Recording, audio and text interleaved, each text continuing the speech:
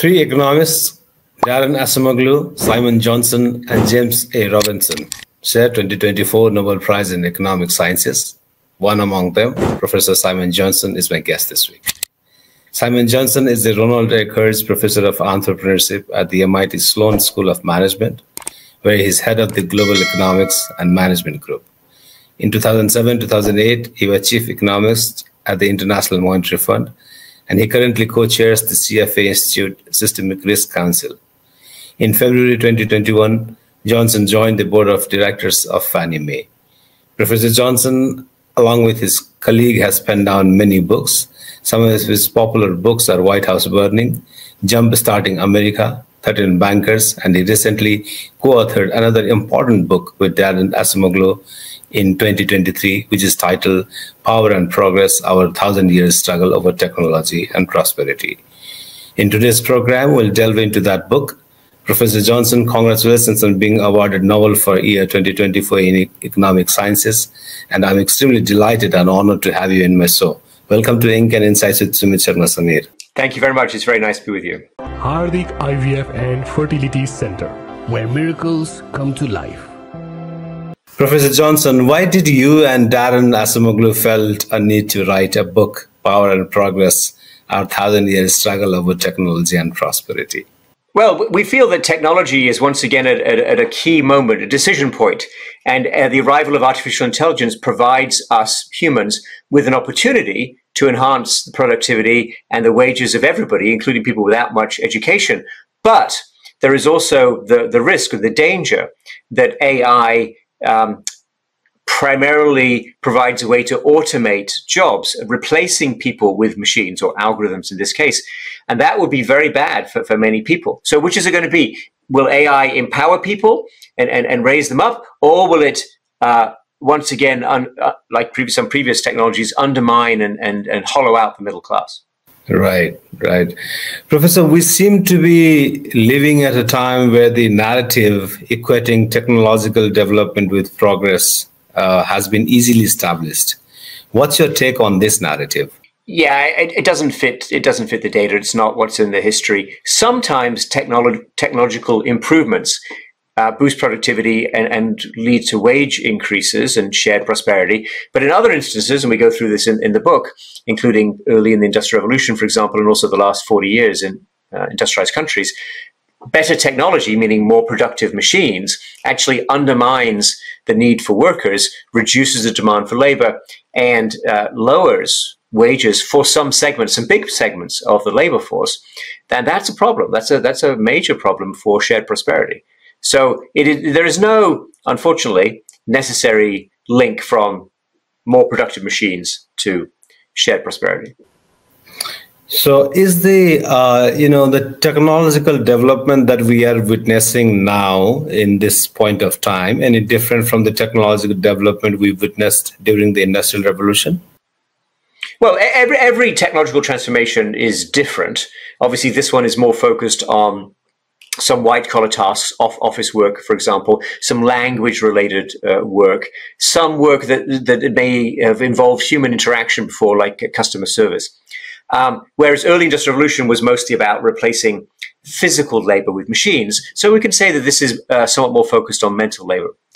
But I think there's an important element of commonality, which is you're replacing people with machines on the one hand, and on the other hand, you need to generate new tasks, new things for humans to do.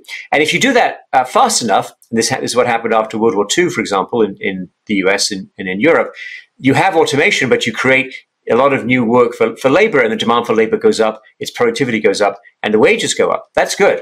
That's what you want. But after 1980 in the US, and early Industrial Revolution in Britain, for example, automation was very fast and new task creation was not so successful. And then the demand for labor does not increase anywhere near as much. It might even decline. And that's a problem for real wages.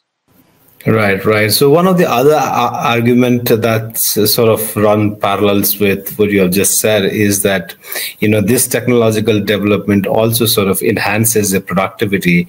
So the whole idea of productivity seems to have, overpowered the whole narrative and thinking at this point of time. Yes, I think that's right. And so let me take the example of a supermarket or grocery store in the US, where they now employ machines that are self-checkout machines. You actually see these in a lot of other countries as well, a lot of countries with lower wages than the US. So when you replace checkout people and staff with machines, what are you doing? You're transferring the work onto the customer. You don't pay the customer to do the checkout. You are raising average productivity, so fewer workers, same supermarket. You're not raising their marginal productivity. You're not raising how much that additional worker will contribute to the supermarket and how much you want to pay them.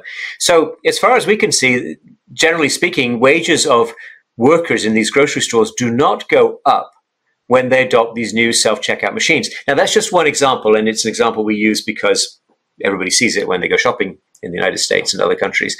But the same thing is true more generally. If you just bring in more machines and that's the only thing you do, you're firing workers. You don't need them anymore. And where are they going to go? What jobs are they going to have? In a country like the US, they can find work, but they find work at low skill levels and low wage levels. And that's what we call the hollowing out of the middle class.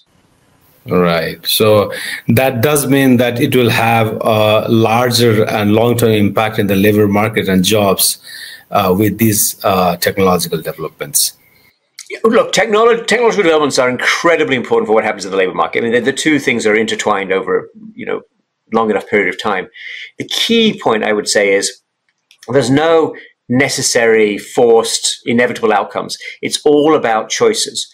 Who's developing the technology? Who's deploying the technology? What's their view of the world? What's their vision?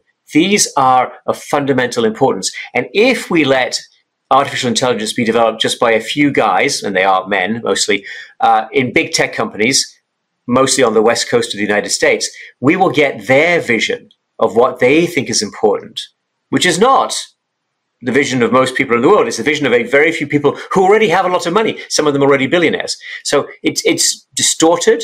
It's their lens.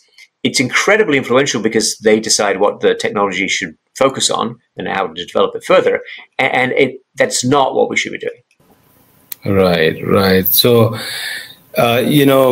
in this context, the democratic institutions look exhausted and is failing to deliver in many countries around the world, if we could see right now. Under that context, how do you foresee the future of democracy itself unfolding? Well, I would agree that democracy is under pressure. There's no question. And it's under pressure because it has failed to deliver for many people over the past 4 decades. So let's use that as the starting point. But it hasn't failed. And alternative systems, authoritarian systems, are generally give you worse outcomes because even if you have a good leader for a few years, they become isolated from the people, they become angry, they become old, and then there's a fight for power to take over. So authoritarian systems are not successful systems, with very, very few exceptions, and we'll see if those exceptions last. So democracies need to do better, and democracies need to focus on what we're saying, which is how to create more good jobs for more people. And that's important for the United States, and it's important for Europe, and it's important for many other countries around the world. Yes. And unfortunately, the context seems to be suggesting that people are, moving away from these democratic practices and processes in not many countries, including in the industrialized West as well as in the this part of the world as well. Well, again, I think there's pressure, and there are big voices wanting to move away. Donald Trump is one example. But it hasn't happened yet. So we have an election in November that'll be very consequential. And then there's a question of who accepts the election results, for example. That will also matter a great deal. So there is a challenge to institutions of a kind we have not seen for probably close to 100 years.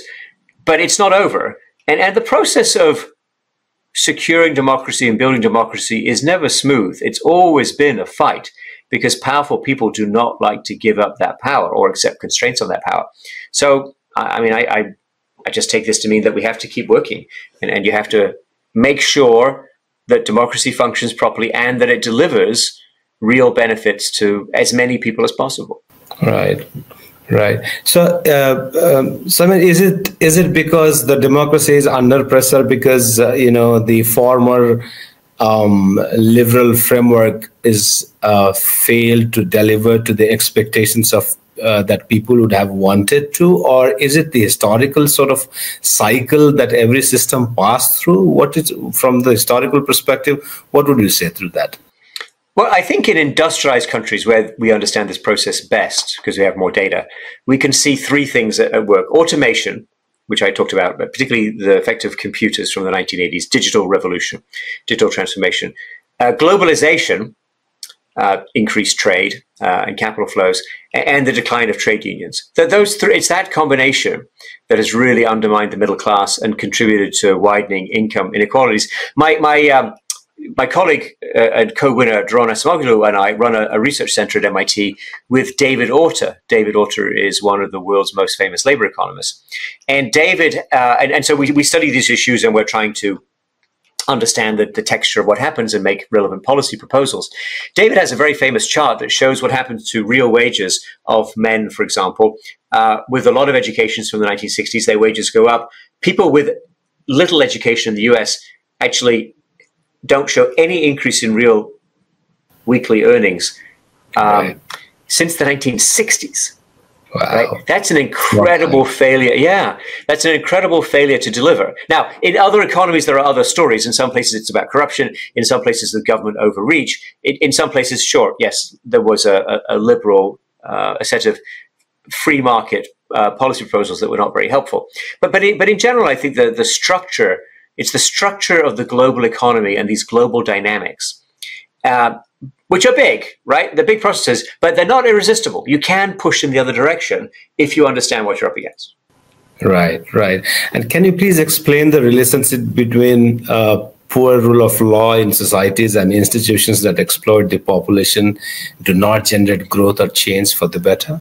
Yes, I mean, this is unfortunately what we see in lots of countries, and it's an important part of the legacy of European colonialism in many places, which is, so I'll focus on the colonial countries, so it's not the only places, they're not the only place with this problem, but when the Europeans showed up and when they wanted to extract resources, or they wanted to run the slave trade, or they wanted just to take taxes off the system and not make any investments, they used various kinds of extractive arrangements. Now, those arrangements differed by country.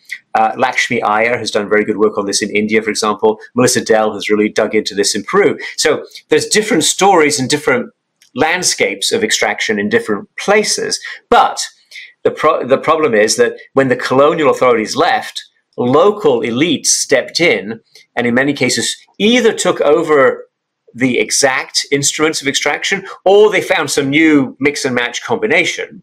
Right.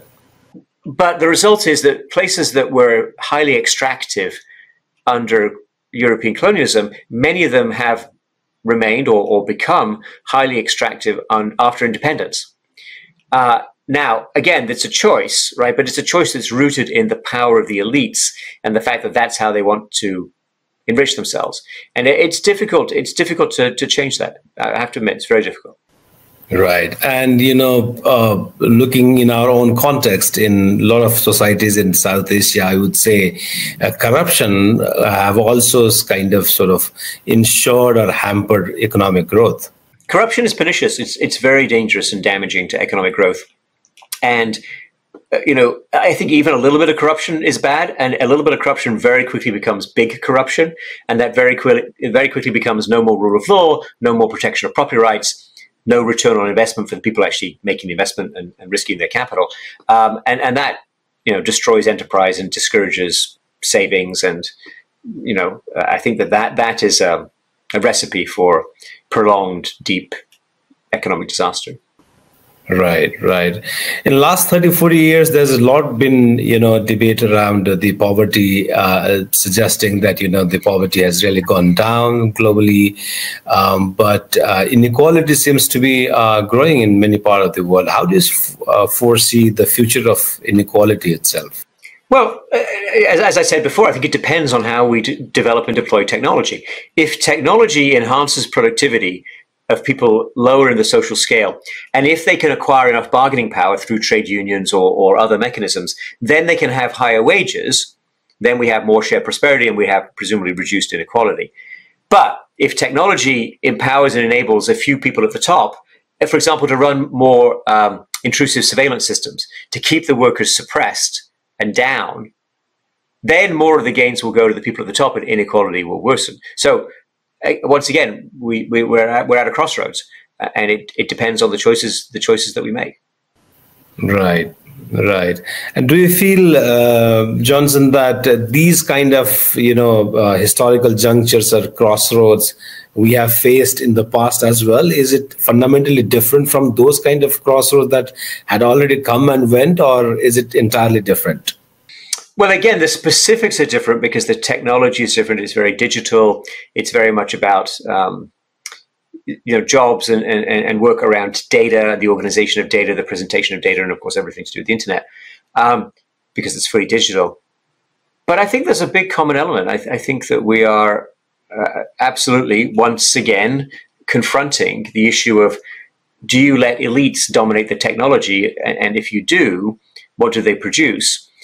And that turns out to be not so good for most people. And then what are the mechanisms through which there can be a broader set of people at the table, more voices, more pressure to push the technology towards things that are genuinely useful to people with less opportunity and less education.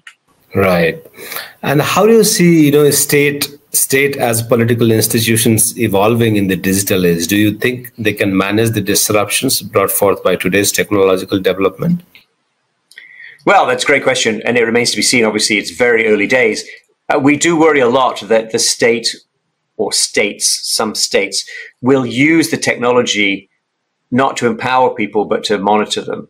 So the rise of the surveillance state, which is, we have a version of that in the United States and other industrialized countries already, but that could become much worse. And if you partner that with surveillance capitalism, Shoshana Zuboff's expression, which is very, very compelling, then big companies and maybe medium-sized companies will be surveilling, monitoring, and effectively suppressing their workers. So that would be a pretty bad combination. Right. And the labor movement, civil society movements, the former traditional media also seem to be losing legitimacy as they much further speed. What do you think? Can they reclaim their space? And if yes, how can they do it? Well, I think the media can develop in different directions, and we should be taxing digital advertising, which is very dangerous, damaging to people's health because it grabs their attention and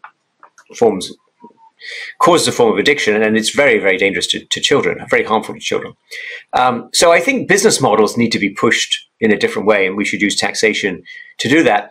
I think the question about the labor movement is very important, and we're not seeing a resurgence in the US. We are seeing some stabilization of it. And of course, other countries have stronger labor traditions, organized labor traditions in the US. But it's hard to find an alternative. If you have a lot of workers and they're not organized, they're not going to have a lot of bargaining power compared to big capital. And so when productivity gains do occur, because you have better machines, it's very hard for the workers to capture any part of those productivity gains. So let me tell you this. If you look at the data on wages of low-skilled workers in China, they do not move much from the late 1980s until the 2010s. And that's a period of which we have quite good data. And then the data end. And I understand if you try to publish those data or share data on this in China, you get into big trouble with the authorities. So you have to then ask the question, if it's the case that low-skilled workers are gaining in China and sharing in prosperity, why do they not want that data to be published? Right. You have discussed how technology can either concentrate or diffuse power. In today's global economy, how can we ensure that technological innovations decentralize power rather than reinforcing monopolies? Look, I think the key is for countries around the world to band together and to form buying coalitions, because what gets the attention of capitalists is market opportunity. And if you go to them and say, look, we're Nepal, we're a relatively small country, we'd like you to develop this or that, you're not going to even get a meeting, I think. But if you say, we've brought together 1 billion people, 1 billion farmers, and we need the following, and we've talked to the farmers, we've studied the farmers, understand the farmers, and this is what we need, and this is what we will buy, and here is our, in the jargon, people call it pre-market commitment. So this is what we will buy if you invent it. If you don't invent it, we're not going to buy it, obviously, right? So that's interesting. 1 billion consumers will buy my product. They'll commit to buy it. Oh, now you have my attention, right? And so I think while the power is with these US tech companies, and we should recognize that, I do not think it's a good idea to sit back and say, oh my goodness, it's out of my hands. I have no agency. This is hopeless. No, this is 2024. We've learned a lot about the history of technology. We know about colonial legacies. We know the danger of having a few people in a faraway capital decide the fate of nations. We don't want that. You don't want that. I don't want that. We don't need to have that. Let's not have that. So let's get serious and say, where's the market? Who's got the money? How do we pool? So the United States is 335 million people, roughly. Very innovative society, maybe the most innovative in the world, in world history. In the world, we have about 8 billion people. So I say to my American audiences, let's get out and help people solve their problems. And that doesn't mean the Americans will come and do it for you. That you don't want, right? We've seen that one as well. What it means is they work with you and they help you. They come to you and understand your problem and then help you link up with technology. And this is what we do at MIT, by the way. I started a course at MIT where students do this in projects with companies and entrepreneurs around the world at all income levels. And over the past 25 years, 2,500 students have taken this course, which requires them to spend a whole semester working with companies outside the US and then 3 weeks in January on the ground. And at the end of that, and I say to them, my goal with this course is not for you to have the best business school experience or even the best education experience. It's the best life experience you've ever had. And many of them come back to me and say, oh my goodness, I saw the world through someone else's eyes because I spent all this time and I invested in this relationship. And instead of me looking down from the US, I was looking up from Jakarta or Rio de Janeiro or somewhere. And we were helpful and we had some ideas and we brought some pieces and, we learned something. We said, by the way, in Ecuador, they do it this way. Have you considered doing this in Vietnam? They're like, oh, no, we haven't. That's interesting. How would that work? Right? So this kind of individual to individual spark and sharing is very powerful and it works, but it needs to be a partnership. It can't be dictated. It can't be top down. That's arrogant and foolish and it's not going to work. Right. Simon, you have, I think, worked in most of the Eastern Bloc in Eastern societies in the past. But how do you see, the societies like, most of the societies, like, say, for example, Nepal itself would evolve in future that's kind of exposed to modernity at the same time to the digitized world at the same time, scrambling or trying to grapple and fix the institutions, its political instability. Where do you see this kind of societies heading towards? Yeah, it's a good question, and I don't know is the honest answer. When I was at the IMF, and I was the chief economist there, as you mentioned, in 2007, 2008, the IMF tries to tell countries what to do, sometimes with good intentions, great people at the IMF, and sometimes it's good and sometimes it's not. I don't do that anymore. What I say is, you tell me the path that you want, and I will help you think through what we know about that path, what the alternatives are, and what your choices are, and you make those choices. So Japan, as you surely know, at the end of the 19th century, when they decided to modernize in a hurry, which they did, they went shopping around the world and they looked at different arrangements. Look at the police, look at the army, look at the navy, look at railways, and they did a mix and match in terms of what they took from different places, parts of the world, and they chose what they wanted.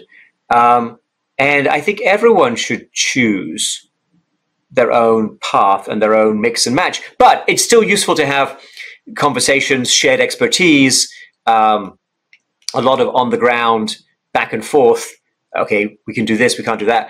And I think that the piece we need to add to that is this, as I was mentioning, this prioritization of technology that's genuinely appropriate to different contexts. And the only way you'll get that is if you can present a market in a capitalist world, okay, which is what we live in. You need to present a market opportunity that really catches the attention and it looks interesting and people will go after it. And you can do it through a non-profit framework, of course. You can appeal to people's, good intentions, but nothing scales and delivers like monetary opportunity. I mean, that's the reality, right? So doesn't mean that it's evil, doesn't mean that it has to crush people, doesn't mean that it has to destroy existing culture. No, on the contrary, I think you should figure out how to tap into those things and use those tools to your own purposes. Right. A slightly different context, but I am pretty interested in exploring this with you as well. So what is your view on societies that do not reflect on its own history, and how should we approach history? That is, I think, the biggest question of the day. Because if I can change your mind about the history of your country and your people and your community, I can change your view of modern realities and current choices, and I can change the trajectory of everything in the future. So we fight about history a lot in the United States. We fight to control textbooks. We fight about the legitimacy of stories. We fight about slavery and what slavery was and was not. And these are not inconsequential fights. They are existential fights. They are fights to control and to change people's understanding. And I think there is a truth. There was a thing that happened. There is a history, a unique history. But to find that and to establish that and to persuade people of that is very difficult. Because you and I will walk away from this meeting with a different understanding and a different memory, and someone else can come and look at the tape of this conversation and put their own interpretation on it. And even with the best intentions, we can diverge considerably. So I think what you need to do is study history, argue history, and fight about history every day. And never believe that a certain historical picture has been established, because you find people who will appear year after year with crazy ideas and dangerous ideas based on some strange view of history. But it's a lot of work, and I have nothing but admiration for people who study history professionally, and people who guard and manage libraries. Librarians in the United States are under enormous pressure, in part because of the history angle, but also the question of the presentation of the history and the presentation of the culture.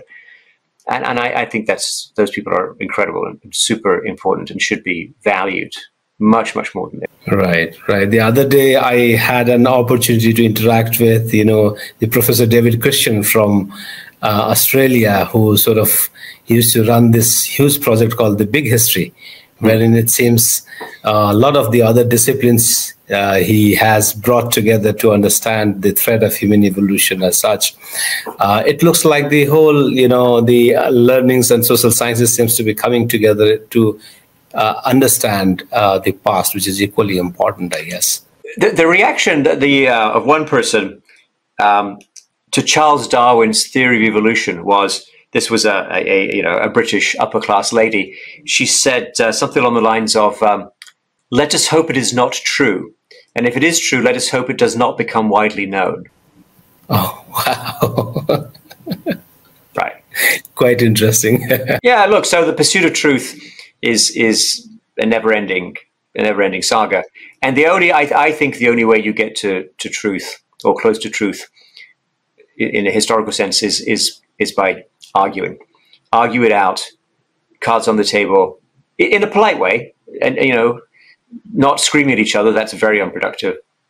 But actually, what are your facts? What are my facts? Where did this come from? Whose authority do you have this on? What was that? What was the lens of the person telling this story? Why did they see it this way? It's elusive. But it's also fascinating. And if you do it right, it's compelling. Right. Simon, my last question. What do you hope to see in the next chapter of the technological and economic narrative? Well, we call it Proworker AI, and we have a baseball cap. And if you give me your address, we'll send a baseball cap. As long as you give me a picture, a photograph from Nepal of you wearing the cap, that's a good trade. Because Proworker AI means literally and really harnessing the power and the potential of AI to help ordinary workers have better, more meaningful, and higher paid jobs. That's what I want to see.